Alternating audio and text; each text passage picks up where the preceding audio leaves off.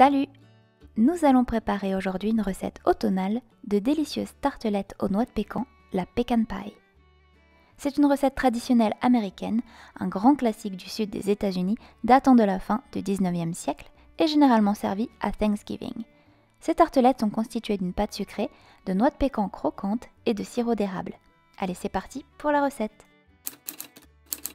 Alors dans mon recette, j'ai utilisé du whisky pour ajouter du parfum, mais c'est facultatif, et les quantités de beurre et de sucre sont réduites par rapport aux recettes traditionnelles. Pour la garniture, tu auras besoin de 250 g de noix de pécan et 50 g pour la décoration.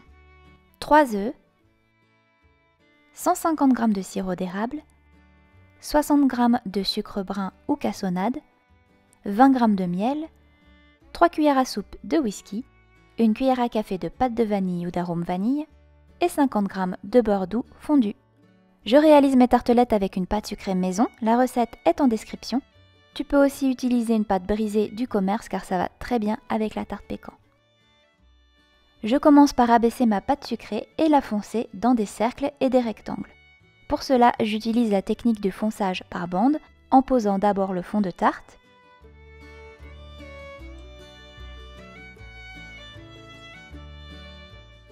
puis les bandes que je scelle bien au fond de tarte.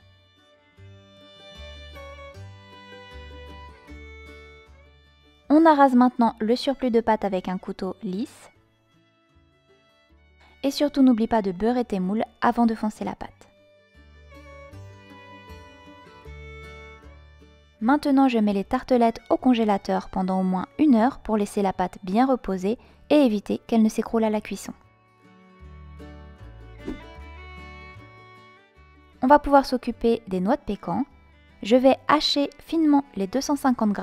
Plus tu les haches finement, plus cela sera délicat en bouche, ou au contraire, plus tu auras de mâche.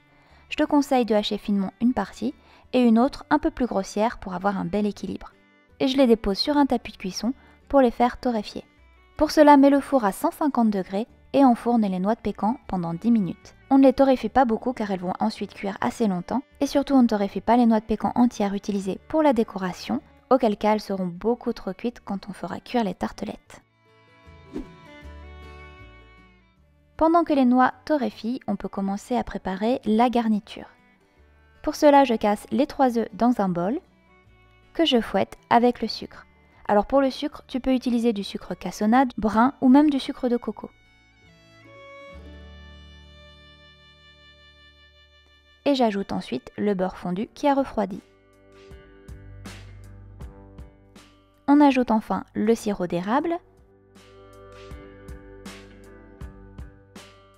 le whisky, le miel, la vanille et enfin la pincée de sel. Quand les noix de pécan ont bien torréfié, on les laisse refroidir avant de les ajouter à l'appareil. Et si tu regardes toujours cette vidéo, pense à mettre un pouce en l'air pour soutenir mon travail et abonne-toi si ce n'est pas déjà fait en activant la cloche pour être sûr de voir les prochaines recettes.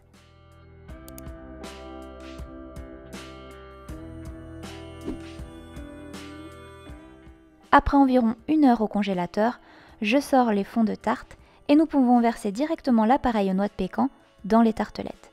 Alors fais attention de ne pas remplir complètement les tartelettes pour éviter que l'appareil ne coule lors de la cuisson.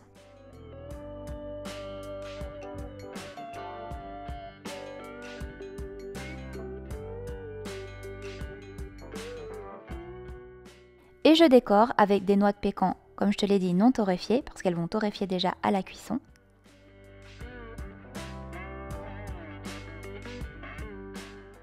On peut enfourner dans un four préchauffé à 170 degrés.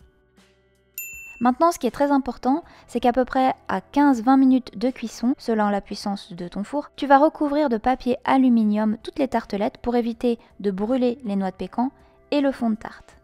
Et tu laisses cuire en totalité pendant 40 à 45 minutes. Une fois cuites, tu peux décercler les tartelettes quand elles sont encore chaudes et les laisser tiédir. On déguste généralement les tartelettes aux noix de pécan tièdes avec une boule de glace vanille ou de la crème chantilly. Comme toujours dans mes vidéos, on va maintenant parler de conservation. On peut les réserver au réfrigérateur jusqu'à 4 jours Moi, je les ai laissées à température ambiante pendant 2 jours sous cloche. Les tartelettes sont donc maintenant prêtes à être dégustées. J'espère que la recette te plaira et que tu vas la reproduire. Et puis n'oublie pas de laisser un j'aime ou un commentaire si la vidéo t'a plu. Quant à moi, je te retrouve bientôt pour une prochaine recette gourmande. Ciao!